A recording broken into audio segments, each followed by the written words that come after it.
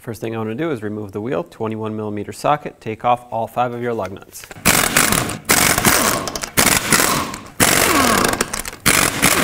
And now remove the wheel. Next, to replace this caliper, I want to break free the banjo bolt first. That way, once the caliper is off, I can easily remove it and transfer the hose over to the new one. So use a 14mm socket, break it free, but don't leave it loose because fluid will come out, so just make it snug.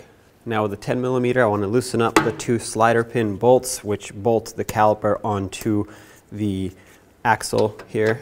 There's no bracket on this one. So 10mm socket, break these free, and then we'll remove them all the way. Take these out, set them aside, inspect them. If they're rotted or in bad condition, don't reuse them.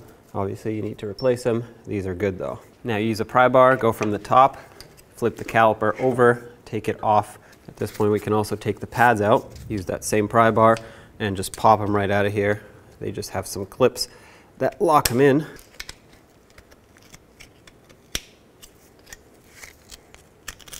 There we go. Take that one out, take off the inner pad. This one slides out of the piston here.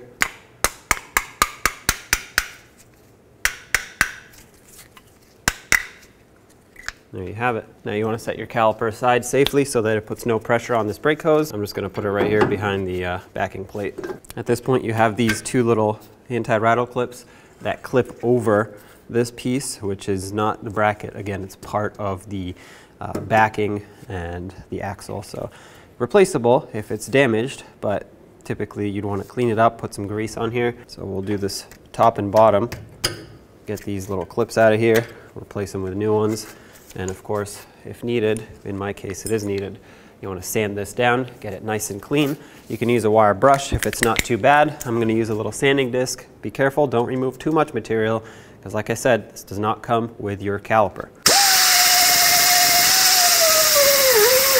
Apply a little bit of brake grease to these areas that we cleaned up where the clips sit, top and bottom. You don't want to apply too much though, because then it'll just squeeze out and get all over the place. Just a thin layer like that, and if it does happen to squeeze out, if you put too much, just go ahead and wipe it off. Now take your new anti-rattle clips, slide them on, and press them to lock them into position. If you need to tap them on gently, go ahead. If they don't stay on because you removed too much material, that's an issue, and you would want to address that by most likely replacing this backing plate piece, unfortunately. And of course, do the same to the top as well. I already went ahead and put this on. Make sure it's pressed in. Wipe off any excess grease that might be here so it doesn't get onto the rotor. Now on this new caliper, let's take the slider pins out and lubricate them. The way I'm going to do that is I'm actually going to put grease right inside the boot here, because if I put it on the slider pin itself, it's just going to get washed off. So put some in here. I'm going to put some through the other end as well. I'm going to put some in through this end as well. And just squeeze it to work it in here. Now let's put the slider pin back through. Some of the grease will get pushed out, that's fine, as long as there's still some in there. Oops, make sure that the whole boot doesn't pop out of here. There we go.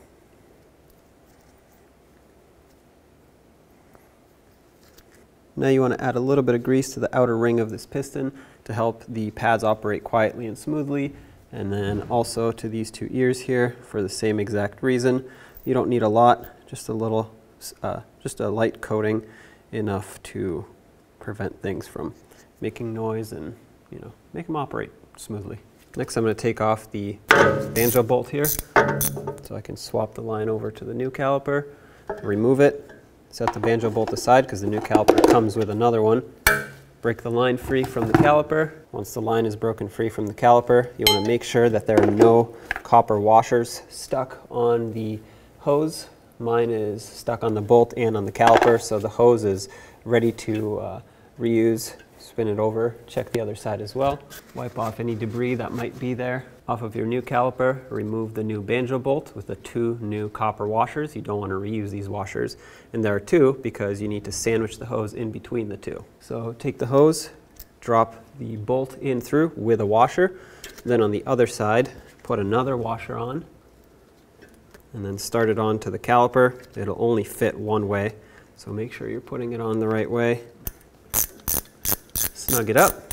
Okay, I'm just going to snug it to stop the fluid from dripping. Once it's on the car, we'll actually fully tighten it. And once it's bottomed out, I like to give it about half a turn total, and that should crush those copper washers nice and tight and stop the fluid. I'll give it another snug once it's mounted, but this will at least stop the fluid from leaking for now.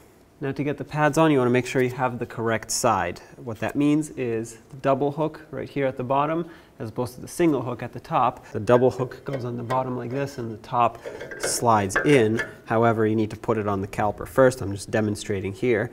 So you want to make sure you have the right side because the other inner pad will be the opposite, so it can be flipped over for the other side. So grab your caliper and the inner pad. Once you have the right one, these ears will slide into the middle of the piston there.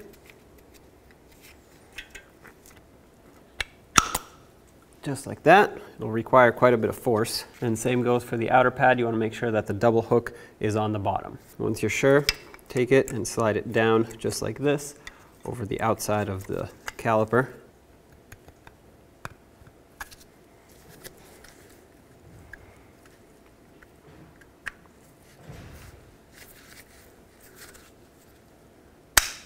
There we go. Tabs should lock in just like so. Everything should be nicely lined up. Now you can take your caliper, slide it on the bottom here first, and then push it over, line it up with the top. Now with everything lined up, let's put the two caliper bolts back in, and we'll tighten them, bottom them out, and then torque them to 20 foot-pounds.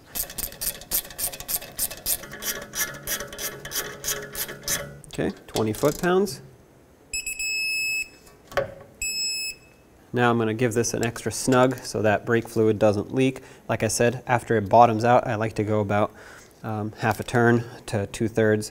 So for me, this right here completes those turns. I'm going to wipe off any residual fluid. Now I'm going to open up my bleeder screw so the gravity can pull the fluid through into the new caliper. Of course, we'll perform a full manual brake bleed, which I'll explain in a second, but for now, I want to, like I said, let gravity do its thing. Open this up.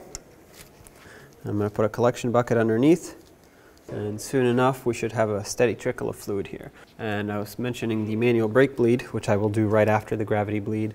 What that consists of is, first of all, you want to check your master cylinder to make sure it's full. You don't want to run out of brake fluid. And then you have someone in the car pump up the brake pedal with this bleeder closed. After a few pumps, have them hold pressure on the brake pedal and open up this bleeder screw. Air and fluid will come out. Once the pedal has reached the bottom, close this up again, pump up again, and repeat the process until there are no more air bubbles coming out of this bleeder screw. Once that's done, clean off the mess, and then we'll move on from there. For now, we're just going to wait for the gravity bleed. All right, we have a steady trickle of fluid. I'm going to close this off and then perform my manual brake bleed. Make it nice and snug. Assuming the manual brake bleed is done, let's give this a nice cleaning. You don't want residual brake fluid here to accidentally confuse it with a leak. You want to know if there's an actual leak. And of course, don't forget the little cap. It's important to put these back on so that your bleeder doesn't get clogged up. Let's get the wheel on. Start on all 5 of your lug nuts if you have 5, and then torque them to 150 foot-pounds. If you have 7, start all 7 and then torque them to 100 foot-pounds.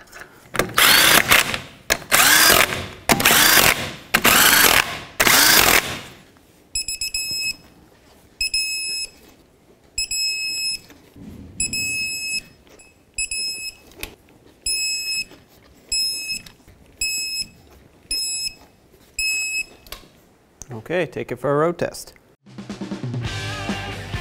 When only the best will do, demand TRQ. The only company that lets you view before you do. TRQ is committed to offering the highest quality aftermarket auto parts that are engineered for peace of mind. Thanks for using and viewing with TRQ.